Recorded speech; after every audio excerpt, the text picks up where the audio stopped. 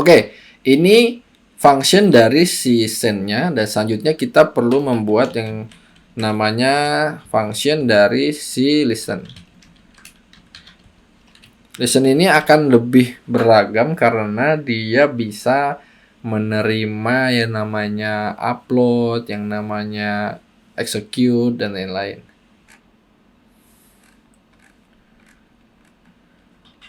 Oke, untuk function listen ini sendiri, nanti kita akan menggunakan function handle dalam listen, karena nanti si listen ini akan bergantung kepada argumen inputan dari si user.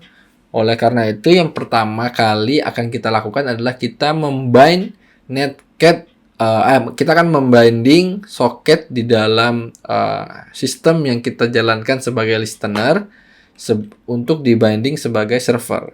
Ini caranya sama seperti membuat UDP server di video sebelumnya, yaitu dengan menggunakan self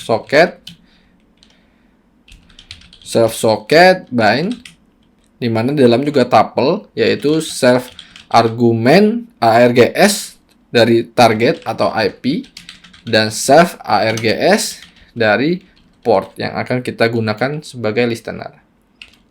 Selanjutnya kita akan menginisiasi si soket ini sebagai listener dengan inputan sebesar 5. Oke, backlognya sebesar 5. Dan kita akan menggunakan while loop sama seperti sebelumnya di video pembuatan UDP server. Jadi while true, kita akan mendapati dua argumen, yaitu socket dan address. Akan tetapi objek kedua akan kita abaikan karena address ini tidak akan digunakan di dalam listener. Yang pertama, kita akan state dia sebagai client socket, dan underscores ini sebagai parameter yang akan kita abaikan. Underscore ini ya sebenarnya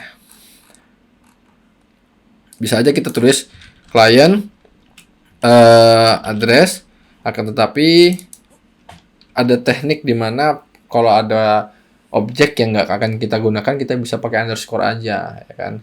Kok nggak dipakai tapi tetap dimasukkan di sini gitu kan?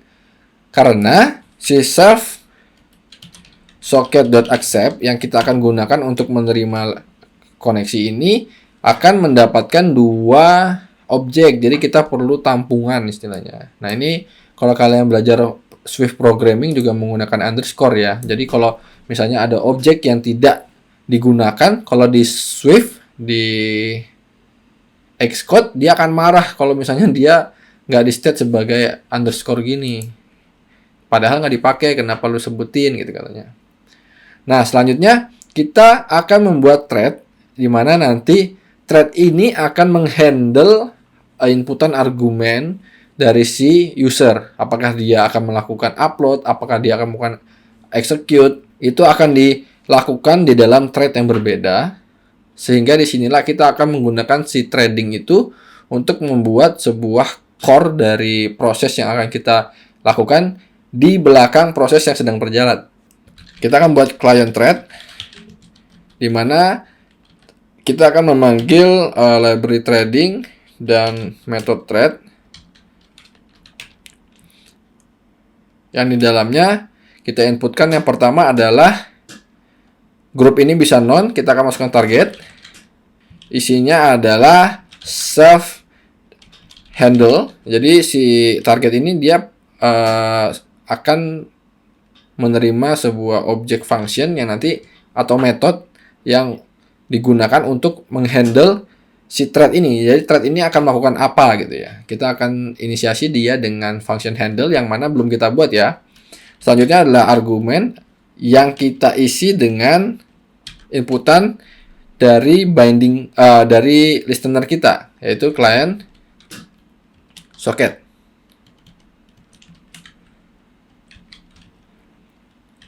Setelah kita membuat thread ini, kita bisa menjalankan thread ini dengan client thread dot start. Oke, listen sudah, tapi kita belum membuat yang namanya def dari handle itu sendiri, yang kita state di sini ya. Jadi nanti threading ini akan melakukan apa? Dia akan melakukan sesuai dengan argumen dimasukkan oleh si user. Misalnya yang pertama, kita akan buat conditional di mana si self ini yang dimasukkan adalah execute atau -e. Ini -e. Yang pertama kita akan membuat sebuah objek output dari hasil eksekusi dari komen yang akan diinputkan ya. Ini komen CMD sudah di state oleh Visual Studio Code, yaitu adalah self args dari si execute. Oke, jadi si execute ini isinya adalah -e atau -execute, nilainya yang di state di arg parser kita di bawah. Ini nilai yang diinputkan setelah -e ini yang akan menjadi komen yang akan dijalankan pada server. Selanjutnya, kita akan membuat si output ini dikirimkan kepada klien. Caranya gimana? Kita akan panggil si socket yang sudah kita buat di listener dan kita akan kirim dia kepada klien. Apa yang dikirim? Apa yang dikirim adalah output yang sudah kita encode, karena setiap yang akan dikirim harus dalam bentuk byte. Selanjutnya kita akan buat conditional ketika yang dipanggil adalah upload misalnya. Ini beri keterangan, ini -u atau -upload. Nah, yang pertama kita harus membuat buffer dari file itu sendiri untuk membaca isi dari file yang nanti akan kita write dalam file yang baru. Jadi ketika kita melakukan upload itu, kalau di netcat yang akan kita buat, dia akan membaca isinya dan menulis kembali dalam file dengan nama serupa. Yang pertama kita akan perlu membuat buffernya terlebih dahulu dari si filenya. Kita namakan file buffer dalam bentuk bytes tentunya. Setelahnya kita akan membuat while loop untuk menerima isi dari file tersebut. Data kita panggil socket kita untuk membuat receiver buffer ya. 496 misalnya. Dan data ini kalau misalnya ada isinya akan dimasukkan ke dalam file buffer yang sudah kita buat di atas. Kalau sudah tidak ada lagi yang dikirimkan dalam file yang akan kita upload, kita akan sudahi while loop yang kita inisiasi. Oke, jadi kita akan break, kita keluar dari while loop yang ini. Ini baru membaca isi file yang di-upload klien. Bagaimana kalau kita mau melakukan penyimpanan terhadap buffer yang sudah kita kumpulkan ya. Jadi data ini sudah kekumpul, file buffer maksud saya, file buffer ini sudah kekumpul dengan isi dari selanjutnya kita akan menyimpan dia dalam file with open self args upload. Nah, jadi ini adalah isinya nama dari file yang akan kita upload. Ini ya.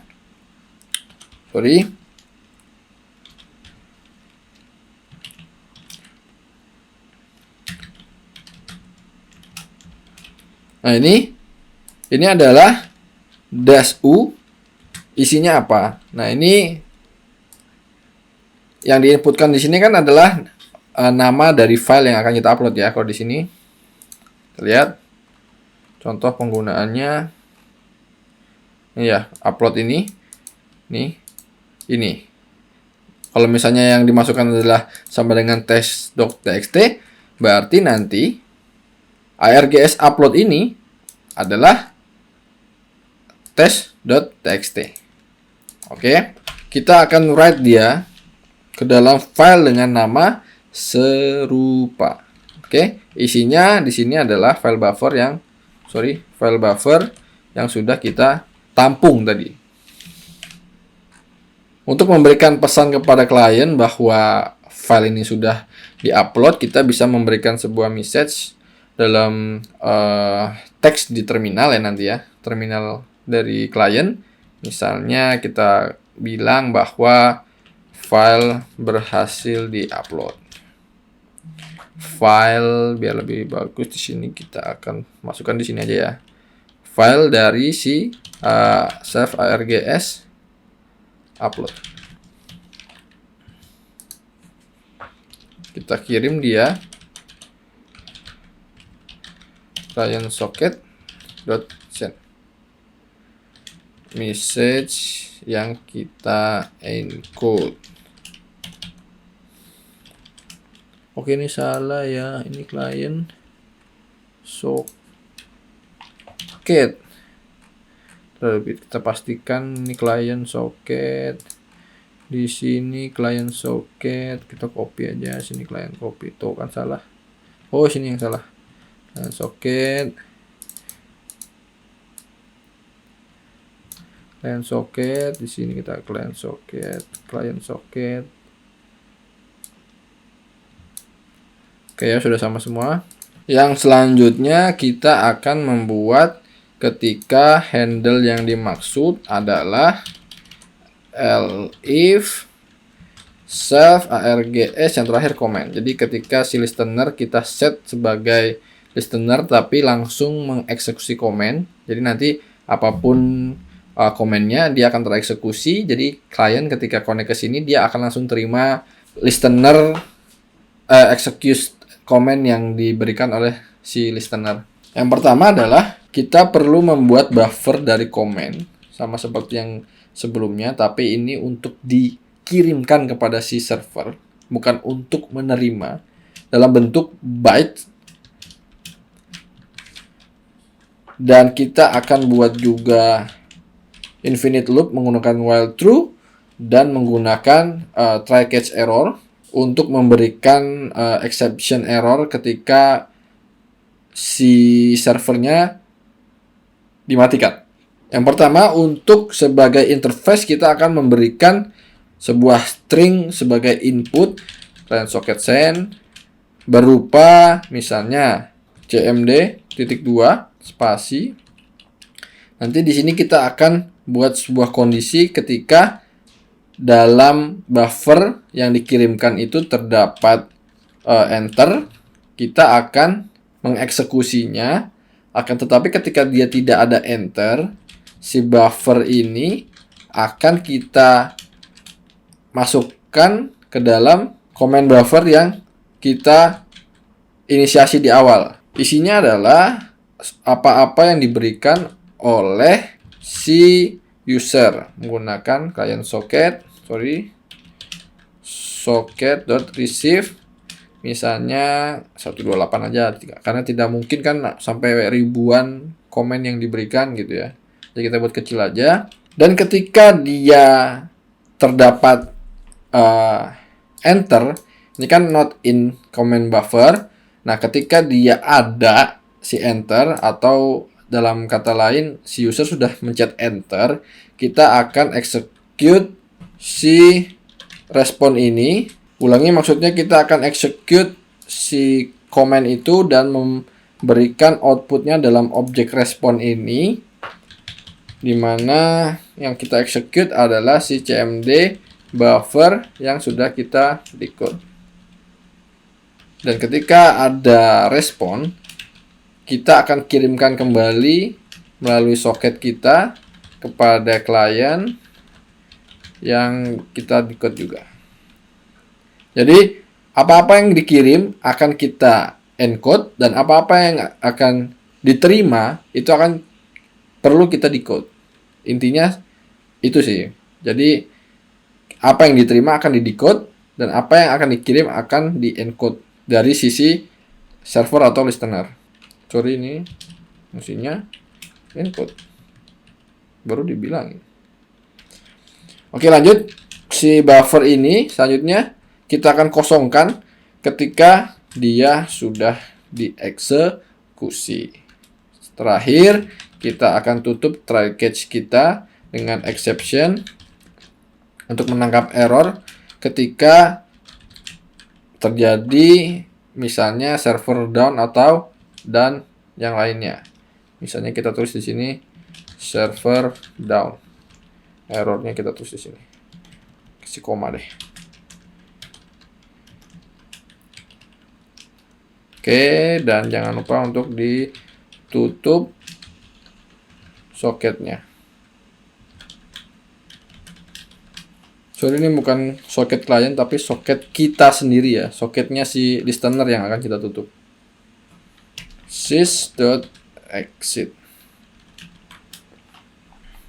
Oke, biar nggak bingung, gua akan sedikit jelasin di sini tentang serve socket dan sys socket. Jadi, ketika kita membuat serve socket, ini artinya adalah socket dari si listener. Ini listen. Tetapi kalau misalnya si socket client ini adalah socket serve socket client, ini adalah serve socket yang dari send, netcat send. Oke, jadi yang akan kita tutup di sini adalah yang ini. Oke, karena posisinya ketika ketemu error, kita berasumsi bahwa soketnya ada yang bermasalah, sehingga kita perlu menutup soket dari si server. Ya kan, server itu means listen. Oke, sepertinya sudah semua. Kita sudah membuat kelas si netcat. Netcat ini juga sudah punya ARGS, penampung ARGS dan buffer. Di buffer juga kita sudah buat soket soket dari si listener maupun sendernya, dan di sini juga kita buat dia untuk reuse address reusable tanpa harus menunggu time wait. Defrag juga sudah kita inisiasi, listen dan send juga sudah kita buat di sini dan di sini. Di listen juga perlu handle, dan handle juga sudah kita buat masing-masing -e, -u dan juga -c ya di sini ya. Kita perlu cek dulu beberapa error. Ini harus sama dengannya 2. Sorry, ini tidak perlu ada sama dengan. Ini bukan lebih kecil sama dengan, ini lebih kecil aja. Lanjutnya di sini ada error. Errornya di mana? Ini ada merah. Sini. Kenapa dia ada error? Kita lihat, tidak ada koma di sini. Oke, apakah sudah hilang semua errornya? Oke, ini sudah hilang semua errornya. Kita simpan terlebih dahulu. Selanjutnya kita akan testing dia. Pertama kita cari tahu dulu IP kita. IP kita 113 dan IP di Mac kita adalah if config n 0 1.8 ya, 1.8 dan 1.13.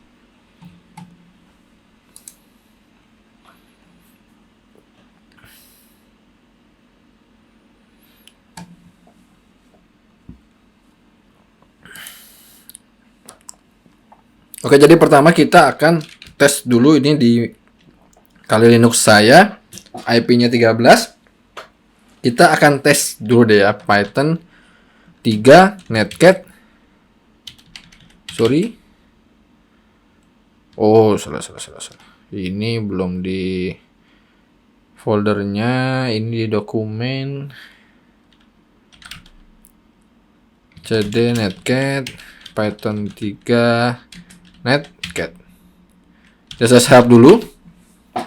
Oke, ini sudah berjalan ya. ARG parser kita di bagian yang help, di bagian sini epilognya sudah berjalan. Selanjutnya kita akan coba menggunakan beberapa function. Misalnya kita set dulu listener kita di sini Python 3 netcat, targetnya adalah IP kita sendiri, di mana kita 1.8, misalnya port yang kita buka adalah 1234 dan modenya listening sebuah komen. Ya, jadi kita akan listen dari komen-komen yang diberikan oleh si klien. Apakah bisa berjalan? Oke, sepertinya sudah listening ya. Oke, setelah kita set listener kita akan melakukan send data, netcat send, menggunakan Python pada klien kita. Python 3, netcat, min t 192.168.18 dan min p-nya 1234. Nah, ketika kita sudah connect, di server itu mengharuskan kita, bukan mengharuskan, jadi dia akan menunggu end of file dari buffer yang kita kirimkan kepada server sebelum dia akan mengirimkan interface yang akan kita gunakan untuk menginput komen. Sebagai contoh, kita akan kirimkan end of file dengan Ctrl D, Ctrl plus D. Nah, ini baru nanti dia akan memberikan sebuah interface kepada kita untuk mengirimkan komen-komen yang akan dikirimkan kepada kita. Misalnya kita mau ls min LA gitu ya. Oke, dia akan mengeksekusi ls min A. Misalnya who am I? Dia adalah Son gitu ya. Jadi dia akan menunggu end of file dari kita dulu, baru dia akan mengeksekusi komen yang kita kirimkan. Misalnya tadi kan kita perlu mengetik enter 2 kali atau mengirimkan Ctrl plus D. Misalnya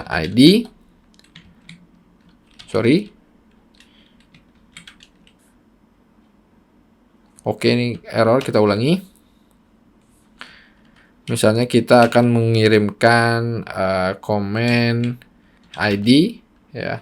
Jadi inilah isi dari si server kita ya. Jadi kita bisa mengeksekusi komen-komen pada remote server menggunakan netcat. Ini baru contoh yang eksekusi komen. Misalnya selanjutnya kita akan melakukan contoh di mana si server kita akan melakukan listening dengan -e, di mana komen yang akan dijalankan atau akan dieksekusi adalah cat, misalnya etc passwd. Oke, jadi nanti siapapun yang akan connect ke listener kita, ke server kita, dia akan langsung menerima hasil yaitu etc passwd. Kita akan coba connect lagi. Sini. Kirimkan end of file. Dan dia langsung menerima etc passwd yang ada di server atau di listener.